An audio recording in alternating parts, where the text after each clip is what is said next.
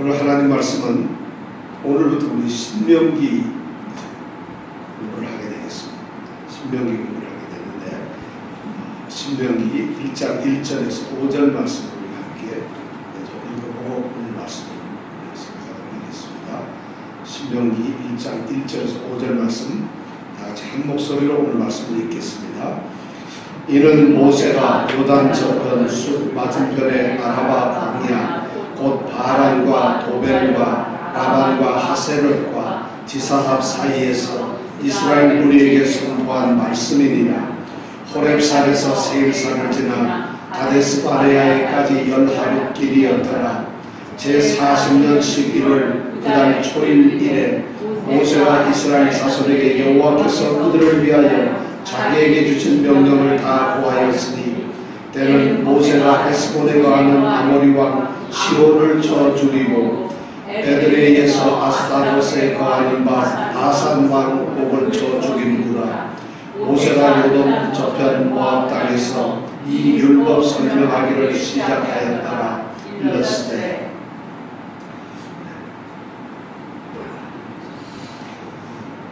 오늘 신명기 말씀을 우리가 함께 생각할 텐데 신명기는 모세 오경에서 5번째 나오는 말씀입니다.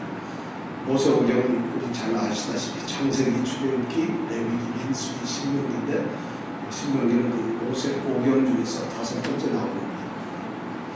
근데 이 5번째 나오는 이 말씀인데 이 말씀이 너무 중요합니다. 성경에 보면 창세기의 역사서부터 시작해서 바로 직전에 있는 민수기까지의 모든 역사들을 그리고 하나님께서 약속하신 것들이 전부 민수기에 나옵니다. 전부 이 신명기에 나옵니다. 그래서 모세 오경의 4개의 이 성경 말씀이 신명기에 녹아들어져 있고요. 그리고 그 신명기의 말씀이 그 이후에 가나안을 점령하는 여호수아서부터 열왕기 상하까지 왕의 역사까지 전부 그 말씀이 전부 다 이 신명기에서 따라가게 돼요. 그뿐만 아니라 이스라엘에 있는 그 여러 대선지자, 소선지자들이 이 선지서를 썼는데 그 선지서의 말씀의 핵심이 뭐냐면 바로 이 신명기의 정신, 신명기의 하나님의 뜻, 신명기에 기록된 하나님의 말씀이 그 모든 말씀의 중심, 그 바닥에 지금 흐르고 있습니다. 그러니까 구약의 어쩌면 중심이 되는 맥박이 되는 그런 심장바다 같은 말씀이 바로 이 신명기 말씀입니다. 얼마나 중요한지 말이죠. 신약에서도 신약 전국 27권 중에서도 반이 넘는 17권의 책에 보면 신명기가 전부 인용이 됩니다. 몇 권에? 17권에. 그 중에서는 우리 예수님께서는 이 신명기 말씀을 너무 사랑하셔서 아마 다 외우시고 그리고 신명기 말씀을 막 인용을 하시고 그래요. 우리가 잘 아는 예수님의 이 산상수훈, 마태복음 5장에서 7장까지 나오는 이 산상수훈에 예수님이 산상수훈을 하시면서 그 배경이 어디냐? 바로 이 신명기 말씀. 그러니까 예수님의 가르침의 핵심이 신명기에서 나오고 있다는 거죠. 더 놀라운 건 예수님이 마태복음 4장에 보면 40일 금식을 하시고 광야에서 사탄에게 지금 시험을 받으시는데 그 시험을 받는 3개의 시험을 전부 신명기에 있는 말씀으로 그 사탄의 유혹을 이겨냅니다. 우리가 잘 아는 사람이 떡으로만 살 것이 아니요 하나님의 말씀으로 산다는 이 말씀조차 어디에 나오느냐? 바로 신명기에 나와요. 그러니까 신명기 말씀이 무지무지하게 중요한 말씀. 이렇게 해서 우리가 이 신명기를 이제부터 말씀을 함께 생각하게 되겠습니다. 그래서 신명기를 우리가 말씀을 한 1년이 될지 모르겠는데 이렇게 말씀을 배움으로써 우리 믿음의 이 뿌리를 좀 탄탄하게 만들면서 물론 신명기의 말씀 그 많은 어떤 도덕법, 시민법이 오늘날 그대로 적용되는 것은 아니지만 왜냐하면 율법의 완성이 우리 예수님이니까 예수님께서 그 당시에는 그 법이 모세를 통해서 이스라엘 백성들에게 도덕법으로 정해졌지만 오늘날 맞지 않는 게 있어요. 음식의 절기라든가 뭐 이런 절기 문제들 이런 게 맞지는 않지만 그러나 우리에게 들려주는 이 하나님의 뜻, 이 굉장히 중요한 말씀들이 바로 신명기에 있습니다. 신명기는 모세가 쓴 책이죠. 모세가 썼는데 모세가 설교를 한 겁니다. 하나님의 말씀을 듣고서 하나님의 말씀을 하나님의 명령을 그대로 전한 것이죠. 그래서 그 말씀 성경 이 이름을 신명기라고 합니다. 신명기라는 말 뜻이 뭐냐면 한자어로 우리나라 말로는 신명기 그러는데 신이란 말은 반복한다 또는 이렇게 펼쳐서 말한다 이런 뜻입니다. 신, 명은 명령, 하나님의 명령. 그러니까 하나님의 명령을 다시 반복해서 말하는 것을 기록한 것. 그래서 신명기라고 하는 이름을 우리 성경을 갖습니다. 그러니까 신명기는 하나님의 말씀을 다시 반포하면서 기록한 책입니다. 그러니까 그런 책, 모세가 설교를 한 것이죠. 근데 영어는 뭐라 그래요? 예, 듀테로노미라고 그러죠. 이 말은 70인역에서 나온 말인데 70인 성경은 뭐냐면 이 히브리어로 된 구약 성경을 헬라 시대의 말로 바꾼 제일 첫 번째 성경이 70인 성경이에요. 거기에서는 뭐라고 얘기를 했나? 이 말을 갖다가 이 신명기 안에 보면 17장 18절에 보면은 모세가 이제 예언을 하는데 후대에 왕이 세워지게 되면은 그 왕에게 이 말씀을 복사해서 자기 옆에 놓고 항상 읽으면서 이 말씀대로 지키도록 하라. 이런 명령을 내려요. 17장 28절에 보면. 그런데 거기에 나오는 이 율법책을 등사, 복사해서 요 말이 뭐냐면 바로 요 듀테로노미움이라고 하는 말인데 요 말이 뭐냐면 율법의 복사, 율법을 복사한 것, 복사한 책. 요런 뜻이 그걸 우리 성경, 영어 성경이 그대로 따라. 그래서 듀테로라는 말은 두 번째가 복사했으니까 두 번째가 돼요. 그죠? 토리움이라는 말은 이건 완전히 성경 율법 진리 이런 거예요. 그러니까 두 번째 율법책이다. 이런 의미로서 영어는 사용을 하고 있어요. 그러니까 좀 잘못 씁니다. 두 번째 율법이 아니라 율법책을 복사한 거니까 그냥 복사본이죠. 그런데 그걸 이 사람은 두 번째 율법의 책이라고 이렇게 번역을 잘못한 겁니다. 사실 두 번째는 아니죠. 이 말씀 물론 어떻게 보면은 시내산에서 첫 번째 받았던 십계명을 다시 여기에서 해석을 하고 하니까 두 번째 말씀이 될 수도 있겠지만 정확하게 그런 말씀이 아닙니다. 근데 그 영어에서는 하여튼 그렇게 해서 듀테로노미라는 말로 쓰고 있고 히브리 말로는 뭐라 하느냐면 이게 엘레하데바림이라고 합니다. 왜냐하면 이 히브리 성경들은 처음 시작할 때에 그 말을 그대로 그 성경 제목으로 씁니다. 그러다 보니까 이 히브리어에서 보면 신명기에 제일 처음에 나오는 말이 엘레하데바림 이렇게 말하고 있어요. 엘레하데바림은 엘레라는 것은 이것이라는 거예요. 그 다음에 하데바림이라는 말은 그 말씀 이런 말이에요. 그러니까 이 제목이 엘레하데바림 이래가지고 이것은 말씀이다. 이것은 말씀들이다. 이런 뜻이에요. 그래서 이 신명기를 다시 말해서 말씀의 책이라는 이런 것을 우리에게 알려주고 있는 것이죠. 이 기록을 한 목적이 있어요. 이 신명기는 하나님이 주신 율법을 그냥 단순히 모세가 옮겨가지고 적어둔 기록서적이 아닙니다. 이거는 이 신명기 책은 뭐냐면 율법서를 써놓은 그런 율법서를 그냥 기록한 법전과 같은 책이 아니라는 것이 뭐냐면 하나님께서 주신 그 말씀을 모세가 자기의 입을 통해서 말을 하고 선포하고 설교를 합니다. 바로 이 신명기는 그렇게 선포된 말씀, 우리가 말하는 쉐마라고 하는 말씀이에요. 신명기가 그런 특징이 있어요. 그러니까 법전으로서 그냥 우리가 읽고 지식을 쌓는 그런 말씀이 아니라 말씀을 하고 설교를 해서 우리에게 들려준 말씀이니까 선포된 말씀이니까 우리가 그 말씀을 머릿속에 기억하는 것이 아니라 듣고서 실제로 실천하고 그대로 살아가고 순종을 하는 이런 살아있는 말씀이 바로 이 신명기의 의미입니다. 그 다음에 또 중요한 것은 뭐냐면 이런 거예요. 이 신명기는 누구에게 말하고 있느냐면 이스라엘 백성이 지금 애굽에서 출애굽을 해서 광야에서 40년을 살고 있어요. 그리고 지금 40년을 살고 있는데 문제는 뭐냐면 시내산에서 하나님의 십계명 율법을 받은 그 1세대들은 광야에서 다 죽어버렸어요. 그리고 그 광야에서 태어났거나 어린 20세 미만의 이런 제2세대만 지금 살아서 가나안에 들어갑니다. 그러다가 보니까 이 2세대는 두 번째 2세대는 하나님의 말씀 율법에 대해서 잘 몰라요. 이런 문제가 있거든요. 그러니까 율법을 가르쳐야 될 필요가 있고, 더 중요한 것은 이들이 살아온 삶은 지금까지는 광야라고 하는 삶. 광야를 어떻게 보면 사람들을 만나는 것이 아니라 광야에서 살아가는 그런 삶이었는데, 이제부터 살아가는 것은 앞으로 가나안 땅에 바로 들어가서 가나안이라고 하는 새로운 환경 속에서, 새로운 땅에서 새로운 문화와 새로운 정치적인 환경, 새로운 종족들, 새로운 어떤 종교와 부딪히면서 살아야 되는 이런 새로운 삶을 살게 되는데, 그 2세들한테 바로 하나님의 말씀을 어떻게 너희들이 지키고 깨닫고 순종해야 하는가, 그것을 가르치기 위해서 2세들을 위한 말씀이 바로 신명기입니다. 너무 중요한 것이죠.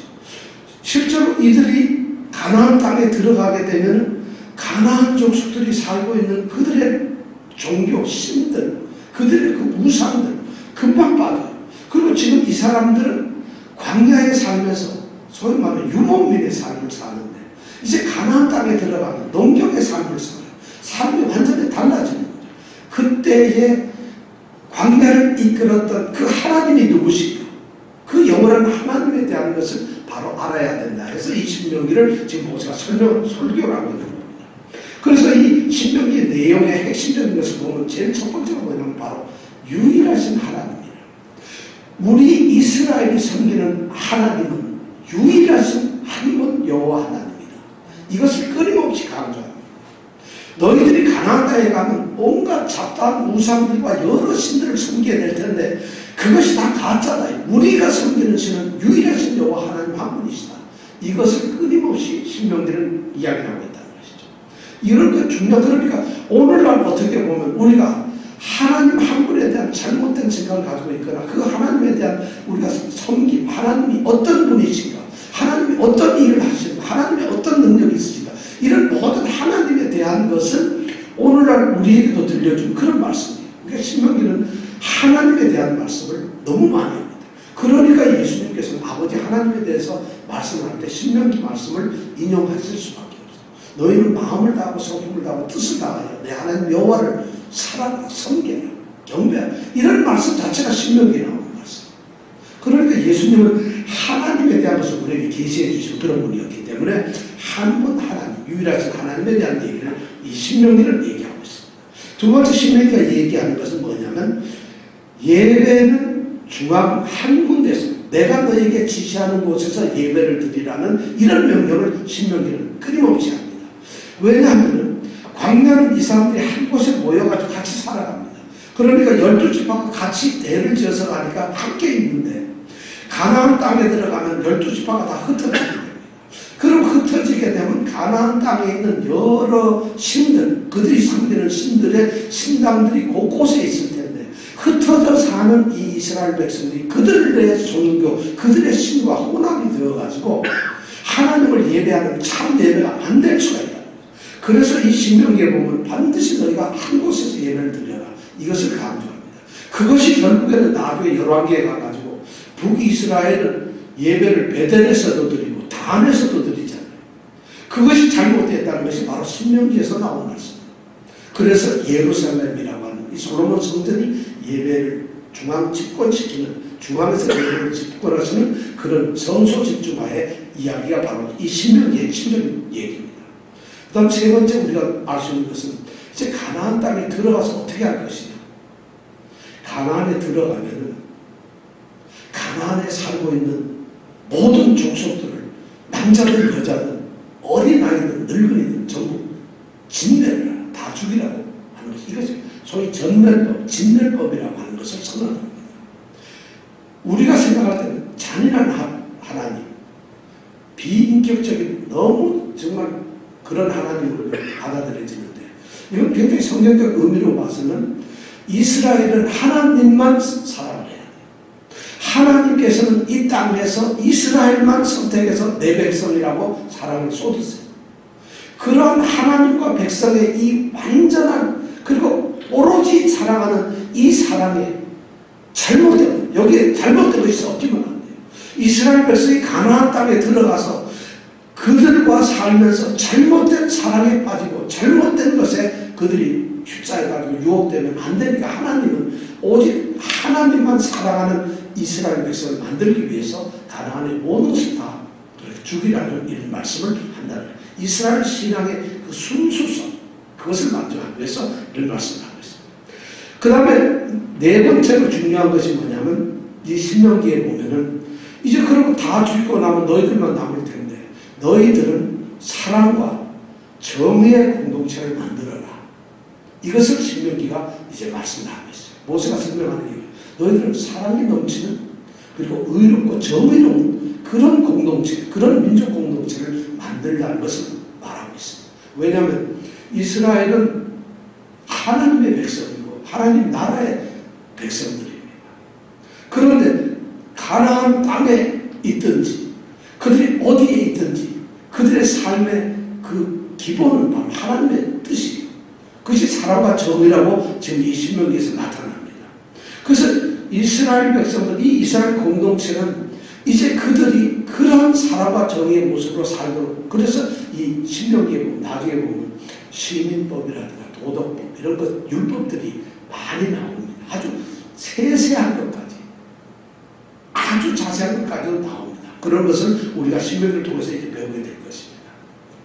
그러면 신명기는 어떤 내용이냐면 이게 구성을 가만히 보면 4개로 전체적으로 구성됐어요. 3개의 설교문이 나옵니다.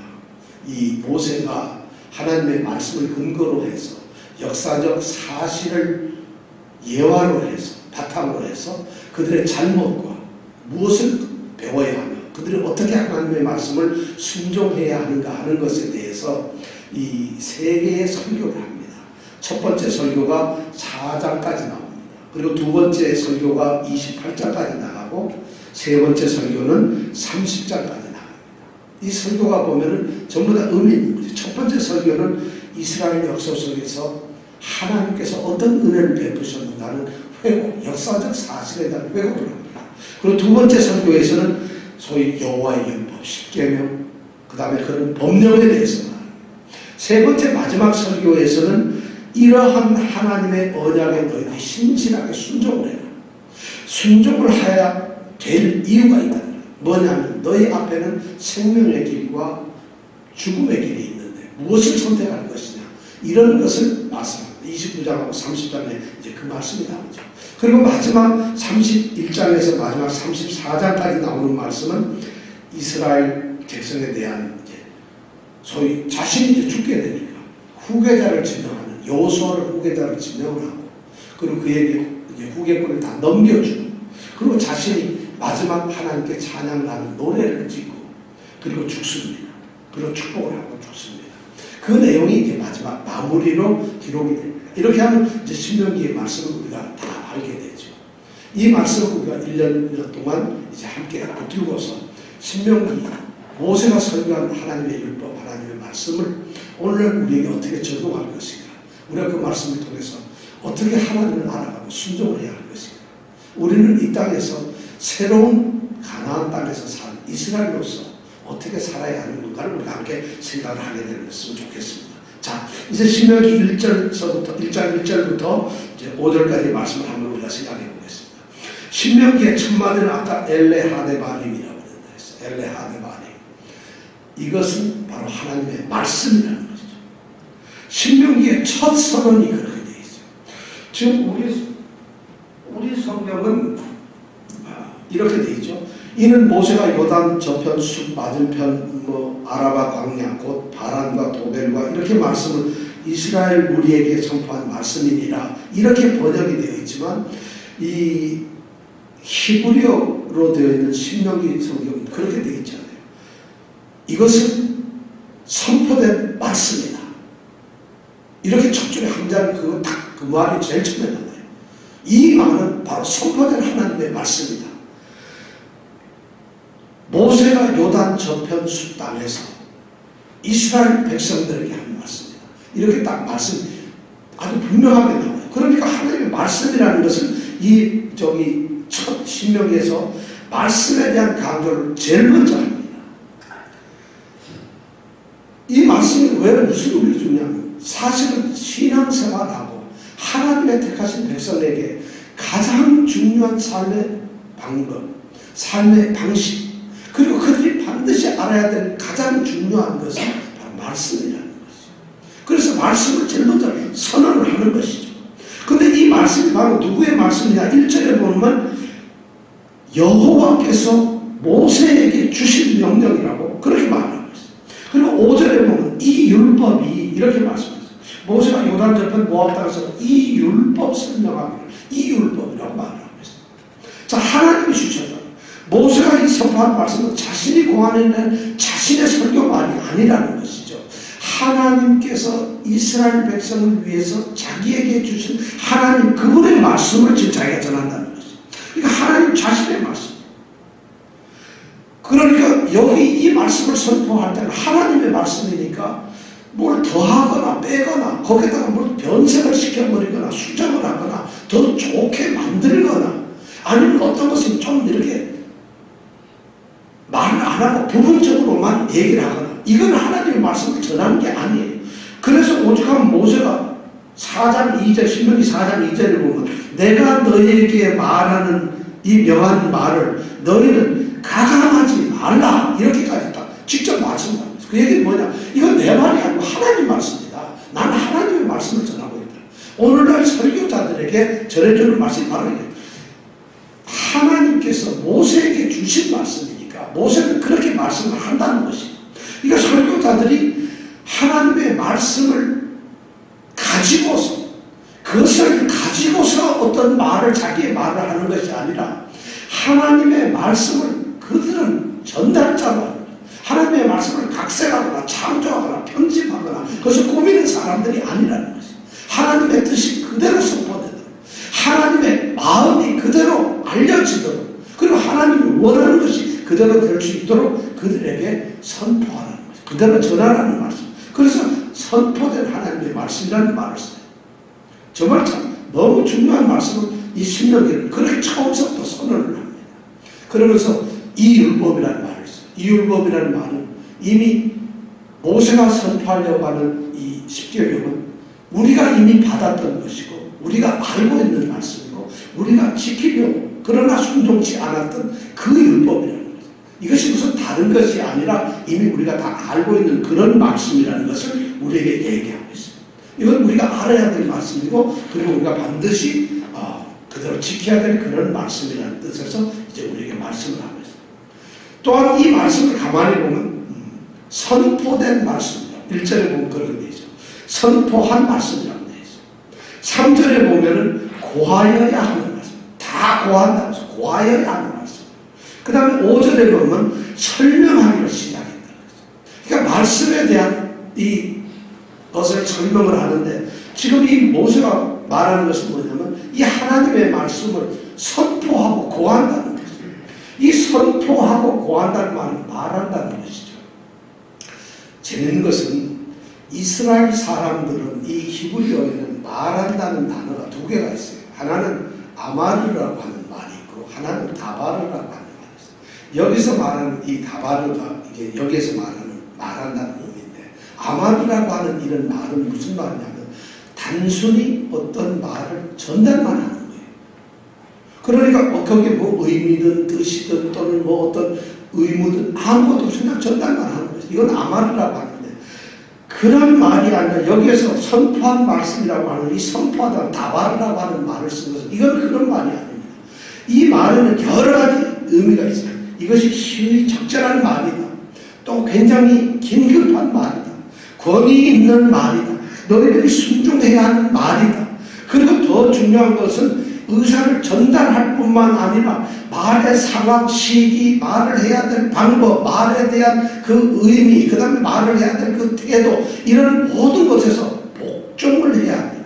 말을 전하는 것은 반드시 복종하는 마음을 가져야 된다. 이 복종이라는 개념이 다바르 안에 들어가 있어요. 그러니까 말을 전하는 게 그냥 내가 들었으니까 전하는 것이 아니라 들었기 때문에 반드시 전해야 한다는 의무와 복종이라는 개념을 가지고서 전할 때 그걸 오늘 말하는 선포하는 말씀이다.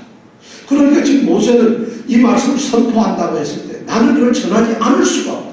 그리고 너희들은 듣지 않을 수가 없다. 그리고 너희들은 이 말씀대로 살아야만 한다는 것을 강하게 말씀을 하고 있다는 거죠. 그 다음에 여기 설명한 5절에 보면 설명하기를 시작하였더라 이랬는데 설명한다는 말은요 또 지금 그냥 본래 이 말에 설명한다는 의미를 이스라엘이 돌판의 말이 또 분명하게 이렇게 기록하는 거예요. 뚜렷하게 새겨 넣는 것을 본래 설명한다는 거죠.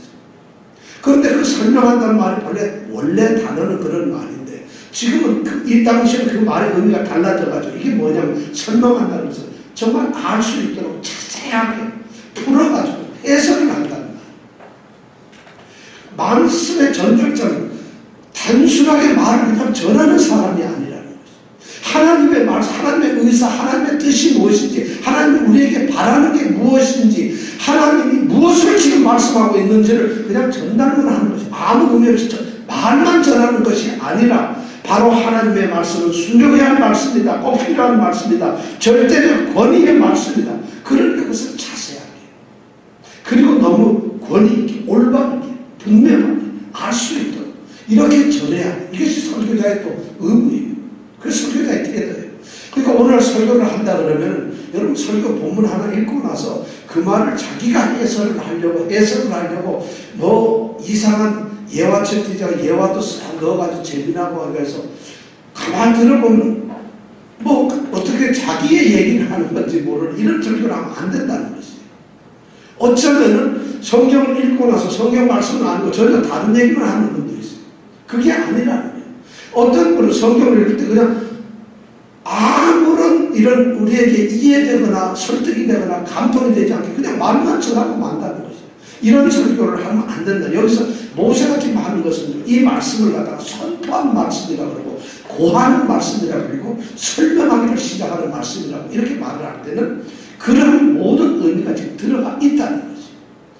바로 이 신명기에 대한 지금 내용 1절에서부터 5절까지가 선인데 이 신명기가 바로 이런 의미로서 쓰여져 있다는 것을 우리에게 얘기하고 있습니다. 자, 그렇다면 이 신명기는 누구에게 지금 선포되고 있는 걸까요? 이 하나님 말씀이. 오늘 말씀에 보면은 1절에 보면은 이스라엘 무리에게 선포한 말씀이라고 되어 있어요. 이스라엘 무리에게. 근데 3절에 가보면은 이스라엘 자손에게 라고 말이 좀 달라지고 있어요. 이스라엘 무리에게, 우리나라는 우리 성경에는 이렇게 이스라엘 무리, 이스라엘 많은 무리들에게 이렇게 번역을 해놨는데 이 말은 그런 말입니다. 엘콜 이스라엘이라고 해가지고 모든 이스라엘, 온 이스라엘에게 전할 말씀이라는 거죠. 온 이스라엘, 모든 이스라엘, 한 사람도 예외가 없어요. 남녀노소, 뭐 빈부귀천 이런 거에 직위 고하, 직업이 뭐고 이런 거에 일체 관계없이 이스라엘 백성이라면 한 사람도 빼놓지 말고 이것이 설명되고 선포되어야 하는 말씀이라는 거죠. 그 말을 온이라고 해요. 우리로 말하면 이스라엘 무리에게 이렇게 번역을 하니까 말씀이 그게 와닿지 않은데 모든 한 사람도 빠져놓지 않는 온 이스라엘에게 이건 선포되어야 될 말씀. 이렇게 말을 쓰는 이유는 뭐냐면 의도가 있는 것이에요. 그 다음에 말하는 그 이스라엘 자손이라는 말하고 연결이 되어가지고 지금 이 신명기 말씀을 듣는 지금 그 당시에 이스라엘 사람만을 말하고 있는 것이 결코 아니라는 것이에요. 지금 이 모세가 신명기 1장 1절과 이 3절에서 이스라엘 온 이스라엘 자손이라고 이렇게 말을 쓴 것은 뭐냐면은 그것이 남녀노소 그 당시에 모든 사람 예외 없이가 이런 의미를 뛰어넘는 것이 무슨 말이냐? 바로 3400년 전에 그 말을 들었던 그 이스라엘 자손뿐만 아니라 오늘날 이 영적으로 이스라엘 백성이 된 우리 성도들 우리들 그 사람의 국가나 민족이 어디든지, 그 사람이 지금 어느 땅에 어디에서 살고 있든지, 그 사람이 살고 있는 시대가 어느 때든지, 1000년 전이든지 500년 전이든지 아니면 2019년 이 세대에 살고 있든지, 신명기 이 말씀, 모세가 설명하고 이 선포하는 이 말씀은 바로 그러한 영적 모든 이스라엘 사람들이 들어야 할 말씀이라고, 그런 의미로서 온 이스라엘, 그래서 이스라엘 자손이라는 말, 이스라엘이라고 이름을 붙여지는 모든 자손들, 그 사람들은 전부 이 말씀을 들어야 된다는 거죠. 이 말씀은 그런 사람을 향해서 듣게 한다는 거죠. 그럼 여러분들, 우리는 바로 이스라엘 자손들, 여기 이스라엘 자손, 우리는 배단 민족이긴 하지만 영적으로 우리는 하나님의 영적 이스라엘, 우리는 약속의 자녀들이고 이스라엘의 사람, 아브라함의 자손이라고 로마서 9장에 그렇게 말하고 있잖아요. 우리가 바로 그런 존재들이에요. 오늘 여기서 말하는 온 이스라엘에게 선포한다는 말씀이 바로 그런 말씀이에요. 자, 그러면 하나님의 말씀이 지금 어디서 선포되고 있을까요? 여러분, 이 말씀이 지금 선포되는 곳이 어디? 1절에 보면 나와 있죠. 1절에 어디서 되냐면 모세가 요단 저편 숲 맞은편의 아라바 광야에서 지금 말을 하고 있어요. 아라바 광야에서 하고 있는데, 아라바 광야가 어디냐면 곧 거기에 있는 여러 도시명이 나오는데 바란, 도벨, 라반, 하세롯, 디사하, 뭐 이런 여러 곳을 거쳐 있는 바로 이 아라바 광야에서 말을 하고 있다는 것이죠. 아주 분명해요. 근데 이 말씀이 선포된 장소가 바로 어디냐면 요단 저편이라고 말을 하고 있어요. 요단 저편. 여러분 요단강 흐르는 거, 요단강이 어디 있는지 아시죠? 제가 그럴 줄 알고 지도를 준비해 왔습니다. 명함 한 장씩 더 나눠주세요.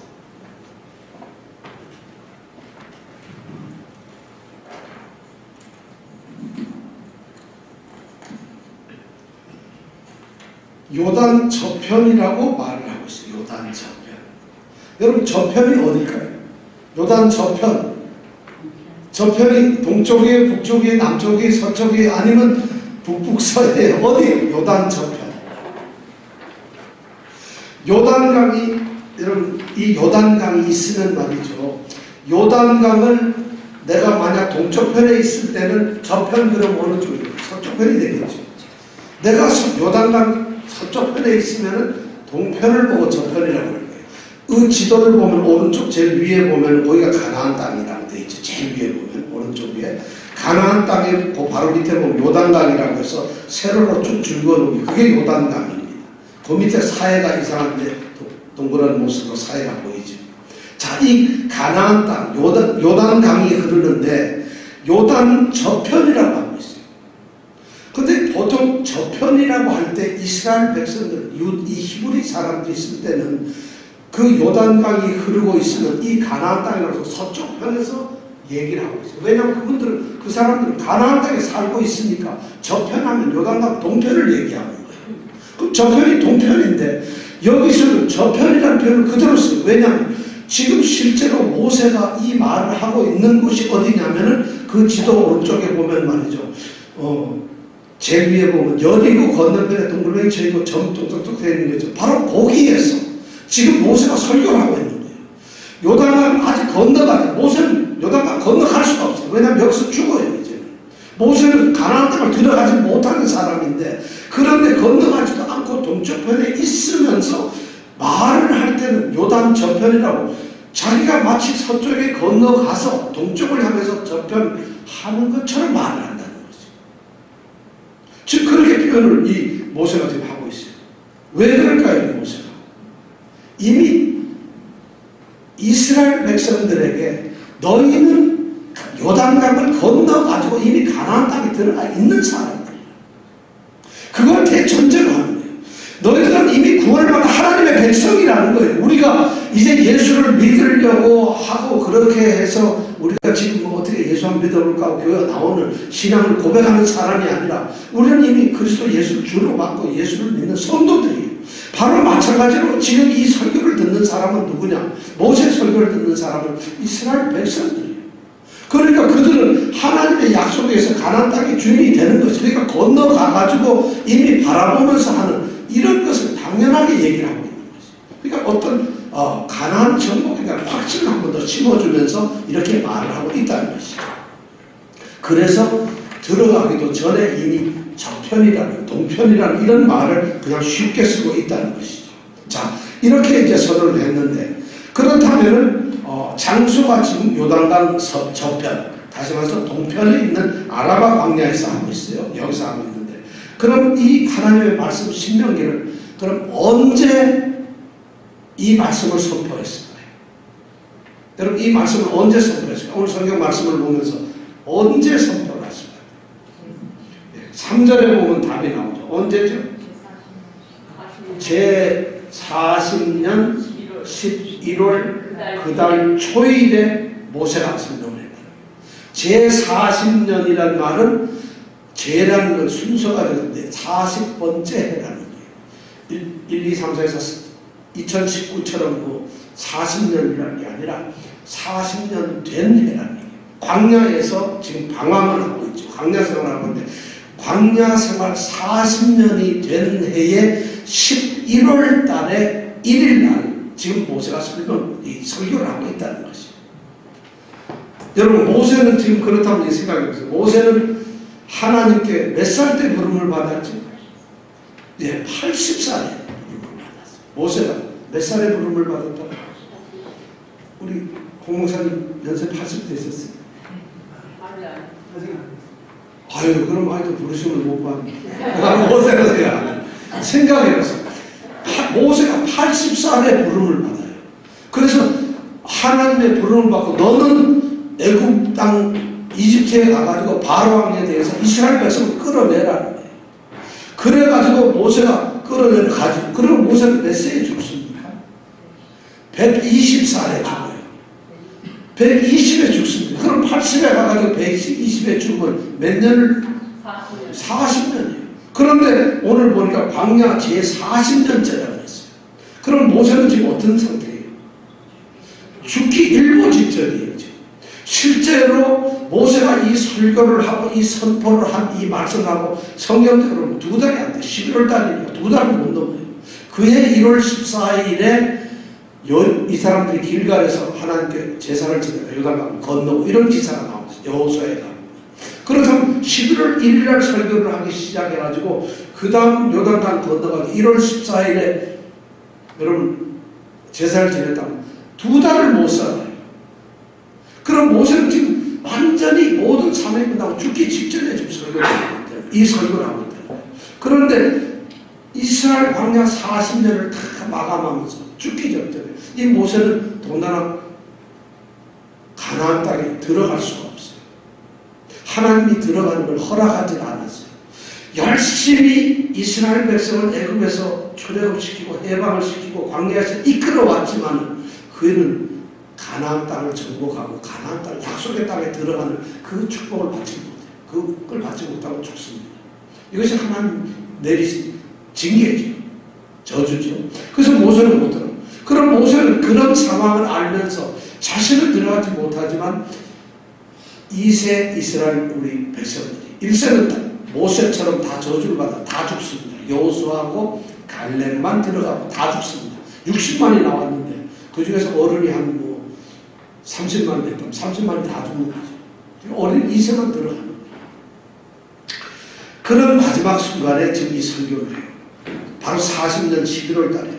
그런데 여기에 보면은 아주 중요한 얘기를 이 설교를 하는데 제 40년 11월 초 1일 날 지금 한다고 하면서 그렇게만 말을 하고 끝내면 좋겠는데 모세는 지금 여기 2가지 중요한 어떤 역사적 사실을 언급을 합니다. 무척 중요한 역사적 언급을 합니다. 그 2절을 바로 우리가 읽어보면 첫 번째 우리가 2절을 언급합니다. 자, 2절 한번 같이 읽어볼까요? 시작. 제 10하루길이었다. 우리 공동번역이나 세번역이 이걸 가로를 넣는데 이거 뭐 호렙산에서 세일산을 지나 가데스바네아까지 가는데 얼마나 걸린다고요? 10하루. 호렙산이 어딘지 아세요? 자, 지도를 펴놓고 잠깐 보시죠. 지도를 펴놓고 보면 가운데 제일 아래에 있는 데가 홍해라고 있어요. 홍해에서 조금만 더 올라가다 보면 빛금처럼 까만 데가 있죠. 그걸 뭐라 그러죠? 그 밑에 왼쪽을 보면 뭐라고 써있죠? 거기가 바로 호렙산. 이 지금 밑으로 삐쭉하게 나와 있는 이게 바로 시내 반도입니다. 시내 반도인데 그 반도 제일 아래 지금 호렙산이 있어요. 이스라엘 백성들은 왼쪽 제일 위에 보면 고센 땅에서 살았죠. 왼쪽 제일 위에 보면 그죠? 고센 땅에서 점선 람세스부터 해서 점선 쭉쭉쭉쭉 애굽을 떠나가지고 가운데 보면 바다를 건너는 데가 있죠. 이게 바로 홍해 바다를 건넜다는 거예요. 그래가지고 마라를 지나가지고 엘림을 지나서 신광야 옆으로 해가지고 르비딤에 갔다가 그 다음에 다베라라고 하는데 이르러가지고 호렙산에 도착을 했어요. 바로 이 호렙산에서 오늘 2절에 보니까 호렙산은 시내산이에요. 시내산. 같은 말, 호렙산하고 시내산하고 같은 말인데 그런데 시내산이라고 모세가 이야기를 하지 않고 신명기에 보면은 시내산이라고는 딱 한 번만 말하는데 전부 호렙산이라고 9번을 말해요. 그러니까 신명기는 의도적으로 호렙산이라는 말을 쓰고 있어요. 이건 광야, 황폐한 땅이라 이런 말입니다. 자, 이 호렙산에서 어디를 지나요? 거기 보면 점선이 뚝뚝뚝뚝 해서 위로 올라가죠. 르비딤 지나가지고 기브롯 갔다와 하세로에서 나가 1절에 우리가 봤네요. 그리고 점선을 뚝 지나가지고 똑바로 끝에 가는 데가 어디? 북쪽으로 올라가는 데가 가데스 바네아가 보이지, 그죠? 거기까지 가는 길이 그 중간에 있는 게 수르 광야, 여기가 바로 어디냐면 세일산. 세일산은 누가 사는 곳이죠? 에돔 족속. 에돔 족속은 누구의 후예죠? 에서의 후손들이 바로 그 수르 광야 밑에 있는 가데스 바네아하고 이 호렙산 그 사이에 살고 있어요. 그걸 가로질러 가지고 가데스 바네아까지 간 거예요. 그런데 가는데 며칠 걸렸다고? 자, 여러분 10하루 걸렸어요. 그렇다면 가데스 바네아에서 거기 바로 위로 올라가서 한 40km만 위로 올라가면 뭐가 있느냐? 우리가 잘 아는 부엘세바가 나와요. 지도에는 안 나왔지만 부엘세바. 다시 말해서 이 가데스 바네아는 가나안 땅의 국경지대예요. 그러면 이스라엘 백성들이 지금 다 와가지고 10하루 길을, 물론 이 호렙산에서 1년 머물렀기 때문에 여기까지 온다면 거의 2년차 됐겠죠. 그런데 거의 2년 걸려가지고 왔어요. 그럼 바로 눈앞에 있는 가데스 바네아까지 와가지고 여기는 신광야에 있는, 수르광야에 있는 이거는 유명한 오아시스 지역인데 거기서 가나안 땅을 바라보면서 10하루 길로 왔는데 그걸 못 들어간다는 거죠. 그걸 지금 이야기하고 있는 거죠. 왜 무슨 일이 있는가 하면 이 바로 가데스 바네아에서 유명한 사건이 있었죠. 무슨 일이 있었나요?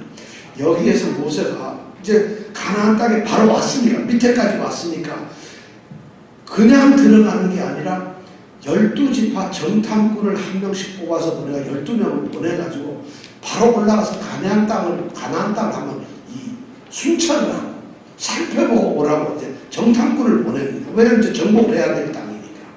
그래서 12명이 바로 국경 바로 넘어가지고 이 가나안 땅을 정탐하고 내려갔는데 그 결과가 뭐였죠?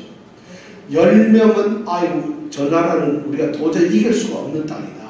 우리보다 덩치도 크고 우리는 거기하고 비교하고 우리는 메뚜기 같은 아무것도 아니다. 우리 절대 이길 수가 없다. 이렇게 얘기해요. 그런데 그 정탐꾼 중에 2명 여호수아하고 갈렙은 아니다. 우리는 이길 수 있다. 저건 우리들의 밥이다. 우리가 하나님 이 땅 우리에게 준 거 아니냐. 이기자. 올라가자. 이러고 지금 두 팀이 나눠집니다. 그때 하나님께서 이스라엘 백성의 믿음 없음을 보시고 여호수아하고 갈렙만 가나안 땅에 다시 들어가도록 하라고. 못 간다고 했던 10지파의 이 대표들하고 나머지 모든 사람, 모세까지 해서 모두 다 못 들어가게 합니다. 그래서 가나안 땅에 못 가고 광야에서 전부 죽어버린 거예요.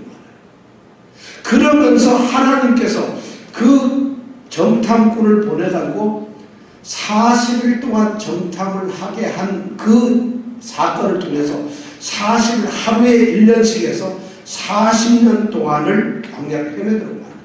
광야에. 그래서 이스라엘 백성이 10하루 길 건너가지고 하루도 안 걸리면 들어갈 수 있는 이 땅을 그때서부터 그 지도에 보면 돌아가지고 빙 돌아가고 왔다 갔다 밑에 내려갔다 올라갔다 해가지고 40년을 광야에서 헤매게 됩니다. 광야 40년을 헤매는 것은 이 사람들이 광야가 좋아서도 아닙니다. 가나안 땅이 싫어서도 아니고 하나님의 징계 때문에 하나님은 가나안 땅에 못 들어가고 광야에서 훈련을 시킵니다. 고생을 시킵니다. 그래서 40년간 이 사람들이 그러니까 바로 여기는 의도적으로 지금 모세가 2절에 열 하루길이었다 이 말을 일부러 써놓고 있는 거예요. 왜냐? 3절에 나온 제40년이라는 말과 이걸 갖다 대조하기 위해서. 너희들 열 하루길이면 가는 이 길을 갖다가 40년이 되도록 너희들은 지금 방황하고 있다는 이걸 강조하고 있다. 무슨 말이냐? 내가 지금 선포하는 이 말씀, 너희들이 하나님의 말씀, 하나님의 계명, 하나님의 것을 광야에서 하나도 지킨 사람들이 없다.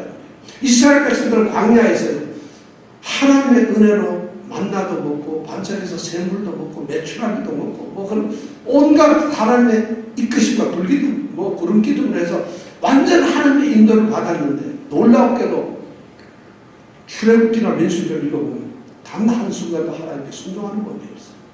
반역을 했다. 지금 모세가 이 말씀을 선포하면서 이세들에게 분명한 메시지를 던지고 있어요. 너희 조상들은 광야에서 다 죽었는데 가나안에 못 들어가는데 왜 그러느냐? 열 하루길인데 40년 동안 왜 방황했느냐? 순종을 안 했다는 거죠. 내가 지금 너희들에게 선포하는 이 말씀 너희들 순종하라는 거죠. 순종 안 하면 너희들에게 어떤 일이 벌어질 것인가 너희들이 기억하는 경고를 하고 있다는 거예요. 그러니까 우리가 신명기 배우면서 이 말씀을 통해서 하나님이 어떤 분인지 하나님이 우리에게 무슨 말씀을 하는지 우리가 이 말씀을 잘 배우는 거예요. 신명기는 그런 말씀에서 너무 의미 있고 굉장히 너무 귀중한 말씀이에요.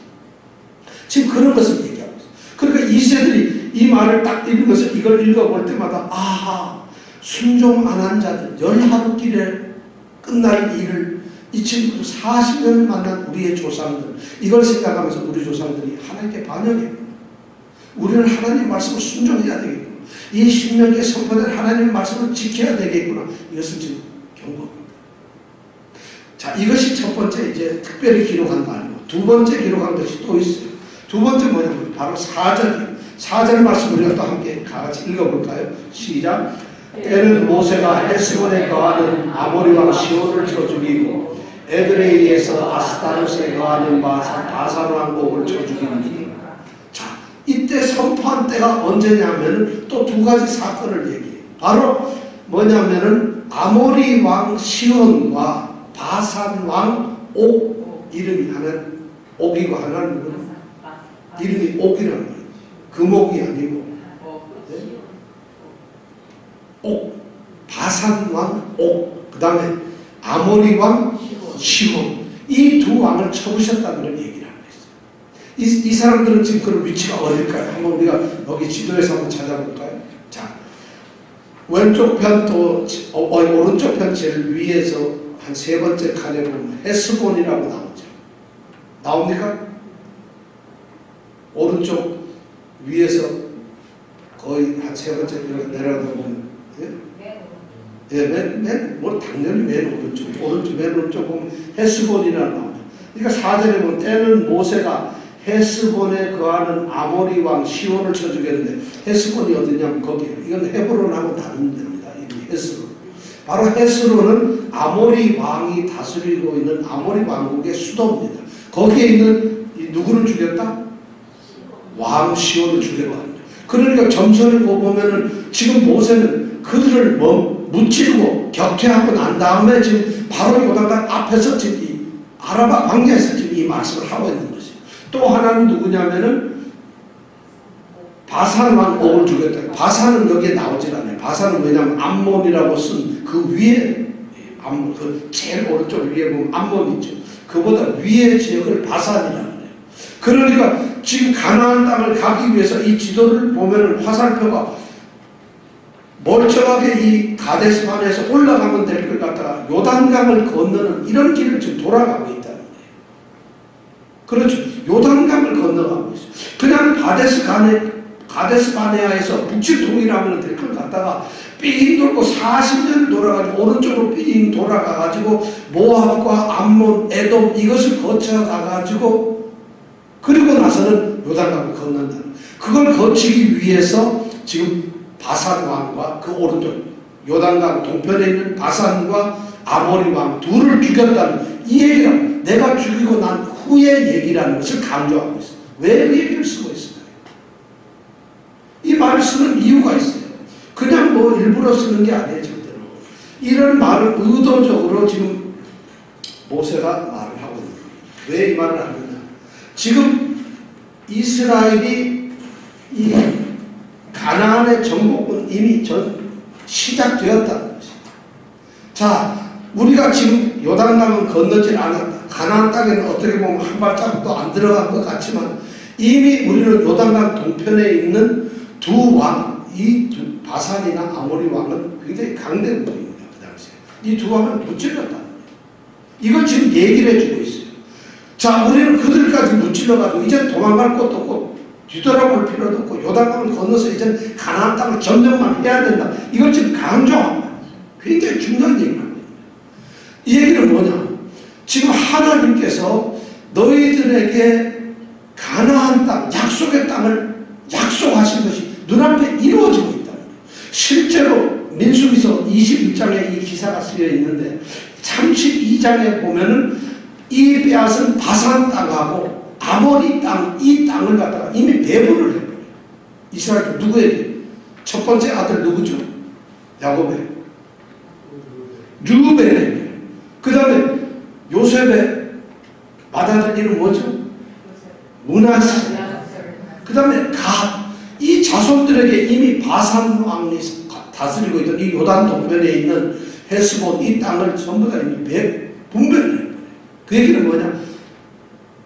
가나안 땅 정복 전쟁은 시작되었고 이미 정복이 되었다는 거예요. 이걸 지금 얘기해 주고 있어요. 자, 이렇게 시작이 되었으니까 너희들 지금 이미 정복 전쟁이 되었는데 그 땅은 너희들 눈앞에 있는 거니까 이제 무조건 우리가 쳐서 뺏어야 된다. 돌아갈 곳이 없다.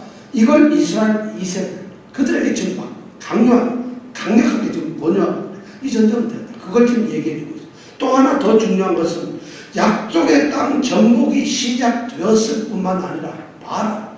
광야에서 우리를 지켰던 하나님이 저렇게 강한 군대 두 왕을 무찔러주지 않았느냐. 우리를 이긴다는 것이에요. 그래서 그들을 격려하고 지금 어떻게 보면 승전고를 올리면서 그들을 갖다가 지금 사기를 높여는 거예요. 봐라. 이미 전쟁은 시작되었고 우리는 이겼다. 하나님이 이기게 해주셨다. 이 땅을 이미 정복을 했다. 요단강 넘어가라. 하나님이 함께 하신다. 이걸 얘기하기 위해서 지금 그걸 일부러 쓰고 있어요. 하나는 2절에서는 너희들 조상들의 불순종을 기억해라. 4절에서는 하나님이 이미 전쟁을 시작하셨고 영원히 하나님의 약속들을 이 땅 너에게 주신다. 우리가 무슨 싸움을 잘하는데 우리 유목민 광야에서 돌아다니는데 이렇게 정착된 아모리와 바산의 왕을 이길 수 있었던 것은 하나님이 하셨다. 그러니까 내가 선포하는 말씀을 너희들은 어떻게 해야 된다? 순종하고 들어야 된다. 지금 이스라엘 오늘 말씀을 우리가 보면 지금 이스라엘은 운명적으로 경계선에 서 있는 그런 민족이죠. 현재 과거 1세대와 2세대가 좀 단절되고 새로운 2세대의 삶이 시작되는 경계선에 서 있는 사람들이에요. 그뿐만 아니라 이 사람들은 지금 모압 땅에 있지만은 광야의 삶이 끝나는 순간이고 새로운 약속의 땅이 시작된 그 경계선상에 있는 사람들이에요. 이 이스라엘 백성들은 말이죠. 지금 역사적으로 시간적으로도 이미 그것이 지나가고 모든 것이 과거로 지나고 새로 되는 거예요. 지리적으로도 보면 그들은 지금까지는 약속의 땅을 소망하며 그 하나님의 말씀을 기대하면서 살아왔지만 이제는 그 약속의 땅을 그들이 바라보면서 그것을 밟아야 되는 그런 순간에 와 있다. 지금 신명기 1장 1절에서 5절 말씀은 그 얘기를 지금 하고 있다. 너희들이 지금 이런 경계에 서 있다. 경계선상에 서 있는 중이다. 자, 너희들이 지금 그렇다면은 과거를 단절해야 되고 잘못된 것을 꺾어야 되고 이제 현재 우리와 함께 하신 이 하나님이 약속을 반드시 이루어. 이 약속은 누구냐? 아브라함에게 약속하셨던 땅, 이삭에게 약속하셨던 땅. 이 후세들이 아브라함을 기억해야 돼요. 이삭을, 우리 창세기 다 배웠잖아요. 야곱을 기억해요. 그 땅이 바로 이 땅 아니에요. 그리고 이들은 지금 요셉의 해고를 들고 가는 사람들 아니에요. 정복하기 위해서. 그러니까 그 모든 창세기가 완전히 그대로 지금 진행이 되고 있는 거예요. 그러니까 지금 이 사람들은 그 말씀, 하나님의 이 율법을 순종해야 된다는 것을 우리에게 지금 의도적으로 강조하고 있습니다. 이 말씀은 의문에 쓴 기록된 말씀이 아니라 이 말씀은 돌판에 새겨진 말씀이 아닙니다. 십계명을 돌판에서 시내사에서 봤던 것처럼 돌판에 새겨진 말씀이 아니라 이 말씀은 적어진 말씀이 아니라 말로 선포된 말씀이에요. 우리가 읽어야 되는 말씀이 아니라 이 말씀은 우리 귀에 들려져야 하는 말씀이고 우리의 가슴에, 우리의 심장에 울림을 가져오는 그런 말씀이 되어야 합니다. 그리고 이 말씀은 우리 머릿속에 머리를 울려야 하는 그런 말씀이에요. 그러니까 지금 우리가 신명기를 이 말씀을 모세가 선포하면서 선으로 이렇게 말하는 것은 이스라엘 온 백성들아 이 말씀을 너희가 들어야 된다. 이 말씀을 너희가 귀로 마음으로 너희가 들어야 돼. 너희의 머리로 너희의 온 몸으로 너희가 이 말씀을 들어야 된다. 그래서 이 말씀은 3400년 전 이스라엘 이세를 향한 가나안 땅을 바라보면서 이제 그 가나안 땅을 정복하려는 이스라엘을 이야기하는 것도 되지만은 오늘날 우리가 영원한 천국을 바라보면서 성도로서 부름을 받은 이 하나님의 백성들이 하나님의 나라 철로 역정 하늘을 바라보면서 가고 있는 나그네 삶에서 바로 이 말씀을 들어야 된다. 그래서 신명기는 바로 그런 얘기를 하고 있어요. 너무나 중요한 말씀. 그러니까 신명기에 보면 물론 십계명 그대로 다 나옵니다. 하나님의 율법이 그대로 신명기에 보면 그대로 나와요. 그러나 출애굽기에서 우리가 읽었던 신명기와 이거는 설교하는 신명기가 조금 말씀 내용이 다를 수 있어요. 표현이 다를 수 있어요. 왜 그러냐? 이 말씀은 여러분 읽어야 할 말씀이 아니라 순종해야 될 말씀. 그렇기 때문에 이 말씀을 순종하면은 너희가 생명의 길, 축복의 길로 갈 것이고 너희가 순종치 않는다면은 열하루길 거기에서 실체가 되고 광야에 넘어지는 너희 조상들처럼 될 것이라는 이걸 갖다 경고하면서 이 신명기 말씀을 해주고 있어요. 이 하나님의 말씀은 우리에게 그런 것을 들려줘요. 그래서 시편 기자는 이렇게 말씀합니다. 주의 말씀은 내 발에 등이요 내 길에 빛이니이다. 주의 의로운 규례를 지키기로 맹세하고 굳게 정하였나이다. 나의 고난이 막심하니 여호와여 주의 말씀대로 나를 소송케 하옵소서. 말씀이 나를 깨워야 돼. 그 말씀이 나를 지키는 발에 등불처럼 되고 내 길에 빛으로 비춰지는 그것이 하나님의 말씀이라는 거예요. 그래서 오늘날 이 신명기가 선포되는 이 정신이 오늘날 교회에 정말 필요합니다. 오늘날 교회에는 은혜도 중요합니다. 모든 것이 다 중요해요. 정말 성령의 충만도 중요합니다. 당연히 있어야 돼요. 그런데 그 모든 것에 맞다. 성령의 충만의 뿌리가 뭔지 말씀이에요. 은혜의 충만에 가장 밑바닥에서 흐르는 진리가 바로 말씀이에요. 말씀에서 우리가 기도하고 말씀에서 찬양하고 말씀에서 우리가 성도의 삶을 살고 말씀에서 성령의 충만함을 받아서 말씀이 우리가 화분처럼 화수분처럼 되어 있을 때 그 시간이 바로 쓴다는 거예요. 그래서 이 시대에 우리가 신명기를 같이 공부하게 되는 것이 얼마나 좋은지 몰라요. 여러분들과 이제 신명기를 배우면서 하나님의 말씀에 굳게 서는 성도들이 되시기를 바랍니다. 아멘. 기도하겠습니다.